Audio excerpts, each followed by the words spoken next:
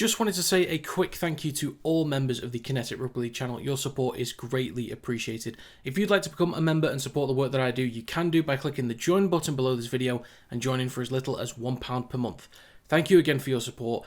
Now let's get on with the video. Starting with 12th place and still in 12th, I have Salford Red Devils. Over the last few weeks, they have really been improving in all areas really, but unfortunately for round 20, they were hit with more of these really fun financial problems that they've been dealing with this year, which saw players not getting paid and a bunch of reserves having to play instead. They were simply overpowered throughout the entire game. We saw from literally the opening set, Salford could barely work the ball out their own end. The kick to Morg on the last tackle was caught on the halfway line, and then KL score immediately off the back of that catch. And from then on, Salford couldn't really make meters. The kicks weren't particularly long or difficult to take for the back three receivers, and defensively there wasn't much that Salford could do. The back line was full of reserves basically, and even Tom Whitehead, who I'm not sure if at any point in his career has played at centre, but I'm pretty sure was in the centres at the weekend. Once again though, whenever Salford are in this kind of situation, the effort is always on display, and it certainly was again this time around, but Salford Red Devils stay in 12th.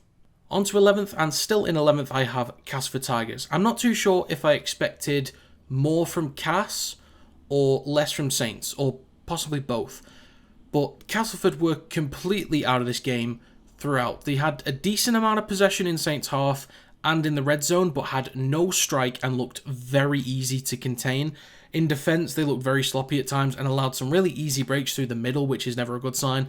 And a lot of damage was done very early on. They conceded 28 points in the first half, conceding 5 tries, I believe it was. And they just couldn't get a foothold in the game at all. Now, they were stronger to start the second half. They made Saints wait nearly half an hour to score again. But you cannot start games like that. So Castleford Tigers will stay in 11th. In 10th, and still in 10th, I have Catalans Dragons. The first half was poor in both attack and defence from them. The carries looked ineffective, they didn't pose much of a threat out wide, and they were beaten quite easily up front. The game literally started with a mistake from Wigan, and Catalans had some repeat sets and put pressure on Wigan's try line to start the game, but after just a few sets, they allowed Wigan to march up the field, kick long, and they got pinned back, and all possible momentum was basically gone for Catalans. They managed to get a bit of respect back in the second half, scoring some points, limiting Wigan's. I think they actually won the second half. But even when they put up points, at no point did I think Catalans really figured things out. It just felt like they weren't really contributing much to that game. But Catalans Dragons will stay in 10th. In 9th, and moving down one this week, I have Warrington Wolves. So they came up short against Leigh after what was a much improved performance compared to recent weeks for around 60 minutes of that game. But in the final quarter, the squad looked leggy and struggled to find meaningful territory in that second half, for a lot of it at least. There was clear effort throughout, but we still saw some errors when moving the ball, which cost field position and helped to get Leigh back into the game. Wire had a 14-2 lead after 50 minutes. Leigh started fighting back, and Wire had an 8-point lead with 9 minutes to go. Warrington should have put that game to bed. At some point, should have really put that game to bed.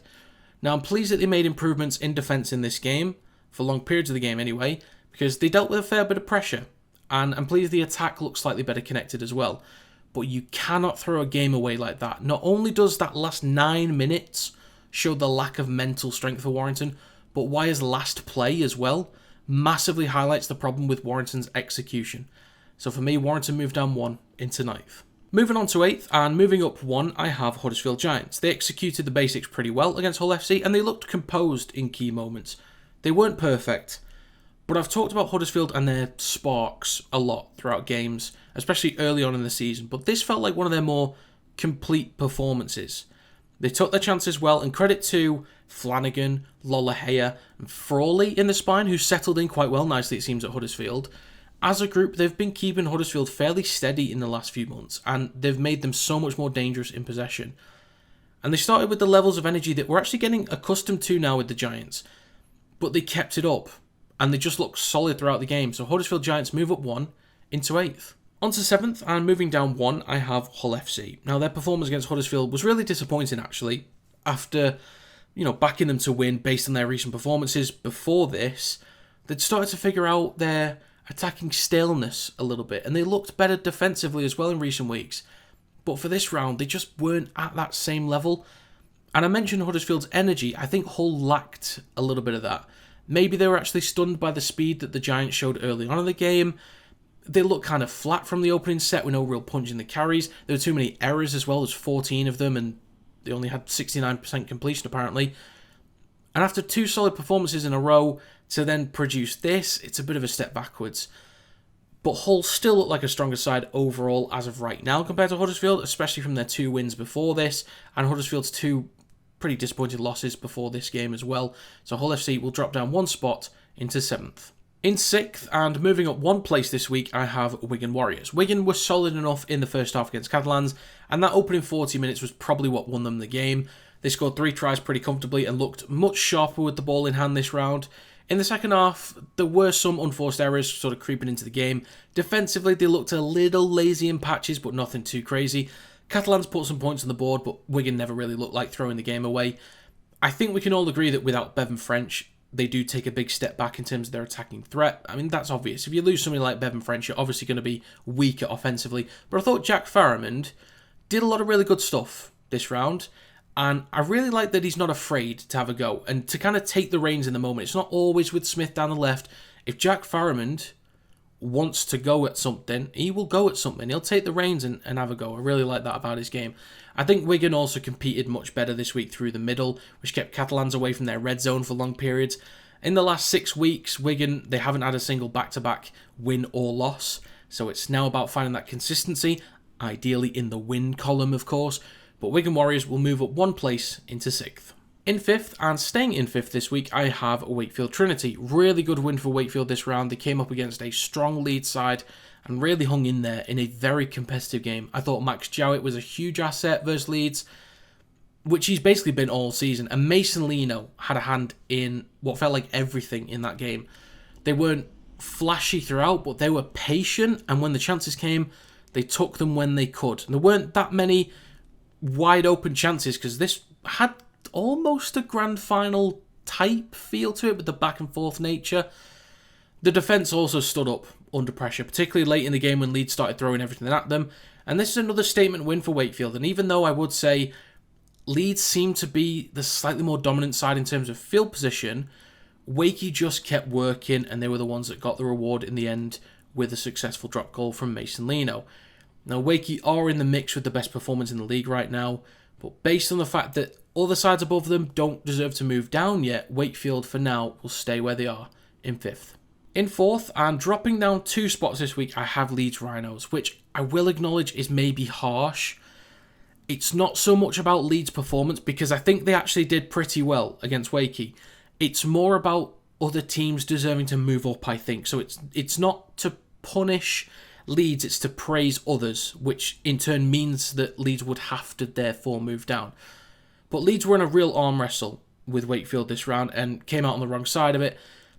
There were moments where they built the pressure, but then let Wakefield off with either, a few unimaginative attacking plays at the end of sets or soft errors here and there throughout the game. Defensively, they were solid for the most part. Even when they were a man down as well, they still had a hand on the wheel of this game, so to speak. And I think their start, especially the first 10 minutes before that sin bin, was much, much better compared to recent starts they've had, which had Wakey looking a little bit unsettled, a little bit shaky, to be honest, and it put them on the back foot. I was really thinking early on that it might lean heavily in favour of Leeds, just based on how strong they looked in those opening minutes. But for now, Leeds will move down 2 into 4th. So in 3rd place, and moving up 1, I have St Helens. Saints were a lot more ruthless in possession with a 40-0 win over Castleford. From the first whistle, they were in control. They scored 5 tries in the first half and made it look easy as well, which we haven't said that much about Saints this year, especially in recent weeks and months. Castleford could not cope with the speed that Saints were playing with. Sometimes they couldn't handle the power through the middle or slow down the progress Saints were making out wide either. I thought the spine looked pretty sharp and controlled things really well for Saints. Defensively, they barely had to get out of second gear. That's been a consistent positive about this Saints side in 2025. I think there was a short period in the second half, kind of the start of the second half, where they allowed Cas to build up a little bit of steam, a little bit of momentum, but they didn't really budge when they had to defend on their own goal line. Now, they need to keep up these kinds of displays in attack over the next few weeks. I want to see them challenged a little bit more, a little bit stress-tested, I suppose you could say. And with the run that they've got in the back end of the season, they certainly will get a challenge. But for now, Saints will move up 1 into 3rd. In 2nd place, and moving up 1 this week, I have Hull Kingston Rovers. Now, you can point out Salford's off-field issues, and that obviously helped to contribute to the size of the win. KR still had to be professional and ruthless, which they were. Mikey Lewis was sensational again, completely ran the game. Again, I'm aware of the mismatch, okay? I'm not completely oblivious to it. Looking at stats, KR had a slightly higher percentage share of the carries, but over 3 times as many run meters, which is ridiculous. I know people will be asking why, say, Leeds have moved down, KR have moved up because of the quality of opponents and all that, which I get, but I think based on performance, I'm happy with the order they're in. And what more do you want from KR, really? What more do you want them to do? I think the dominance and performance was actually beyond what was expected. Even with the team sheet, Salford did have a few regulars in there. I think the dominance and performance from KR was actually beyond expectations. So for me, Hull KR move up 1 into 2nd. So that means in 1st place and staying at the top of the power rankings once again, I have Leigh Leopards. Leigh pulled off a late win versus Warrington at the weekend, and it's that composure in close games that helps to keep them at the top of this list. They weren't perfect against Warrington, and for a lot of that game, they looked 2nd best. But they hung in there, they kept fighting, found a way to win late on. That kind of mentality is what separates great from just good teams. I said in my predictions video that why I do tend to play up to the bigger occasions, which they did in this one, and they kind of stunned Leigh for a while. But Leigh were always knocking on that door. In the first half, they didn't execute as well as we know that they can do, but in the second half, they just kept knocking on that door, and when they needed to take their chances, they obviously did.